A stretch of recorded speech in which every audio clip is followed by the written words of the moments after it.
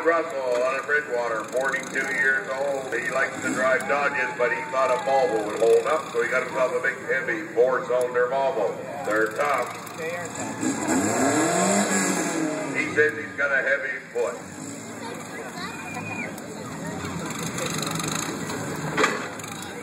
$99 back up. Josh Corkum, Northwest Road, he's 21. Now this guy's really warped because they asked him his favorite kind of car, and he said a K car.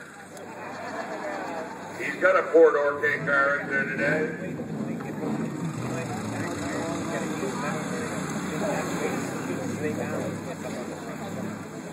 $89 back up.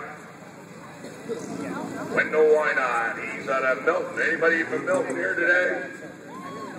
Oh, both of them are here. It's a Toyota Camry, 4-cylinder. We know they're tough. They can take a pounding. 13 back up. Lucky number 13. Donald Ham out of Pleasantville. All local boys in this run almost.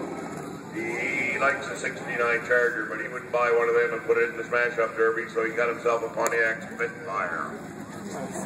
He likes smashing cars and fixing them up. That is your heat. Did I miss anybody? I don't think I got them all.